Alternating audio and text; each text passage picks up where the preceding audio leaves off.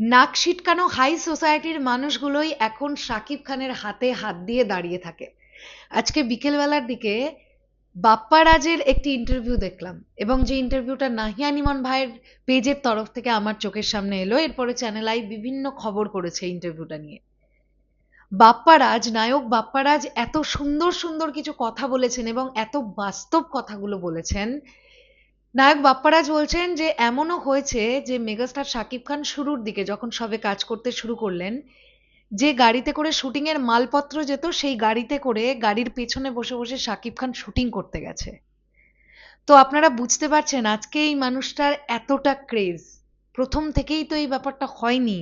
কত স্ট্রাগল, কত যুদ্ধ করে করে, লড়াই করে লড়ে এসে আজকে এই জায়গাটাতে। আজকে মানুষটা জাস্ট আর একটা দিন পরে 27টা বছর কমপ্লিট করে ফেলবেন তার কেরিয়ারের।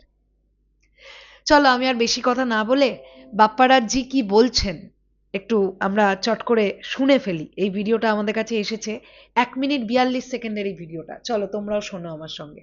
আগের যে স্ট্যান্ডার্ড ছিল, আগে যেভাবে আমরা ছবি বানাতাম, আপনি ফটোগ্রাফি বলেন, সাউন্ড বলেন, ডিরেকশন বলেন, ছবি মেকিং বলেন, সবকিছু কিন্তু আলাদা।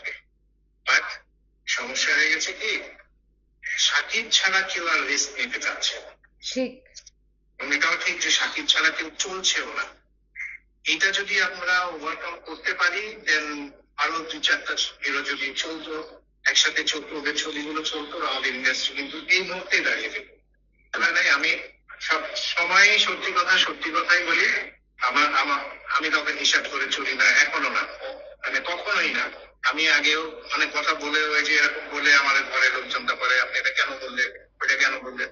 আমার যেটা সত্যি কথা, সাকিব একটা সময় অনেক কষ্ট করেছে, সত্যি কথা। ওই ইতিহাসটা অনেকে জানে না, অনেকে বলেও না। এমনও হয়েছে যে ওই যে ইউনিটের ওই মালের গাড়ির মধ্যে করেও শুটিং স্পটে গেছে। তো সে যদি এখন এই পজিশনে এসে সে যদি তার স্ট্যান্ডার্ড মেনটেন করার জন্য করে, এটা তো দোষের কিছু নাই। সে তো কাজ করে এসেছে, প্রমাণ করে এসেছে। আর এমন তো না যে না, আমরা তো চোখের সামনে দেখছি যে ছবি চলতেছে। বাংলা ছবি যারা ইদানিং যারা মনে করেন একটা হাই সোসাইটি বলি আমরা যাদেরকে, ওরা বাংলা ছবি বললে নাচ শিক্ষাতো, বাংলা ছবির হিরো মানে কি একটা, তারাই এখন সাকিবের সাথে হাত মেলানোর জন্য দাঁড়িয়ে থাকে। এইটা তো সাকিবের ক্রেডিট, এটা তো আপনাকে অ্যাকসেপ্ট করতেই হবে। আপনি যদি বলেন যে না, এটা এটা না, এটা করতেই হবে আপনাকে। এই জায়গাটাতে তো আসতে পেরেছো। আমাদের দারুণ দারুণ দারুণ, এত সুন্দর লেগেছে না ওনার কথাগুলো, ভাবলাম এটা নিয়ে একটা আলাদা করে ভিডিও বানানো যাক।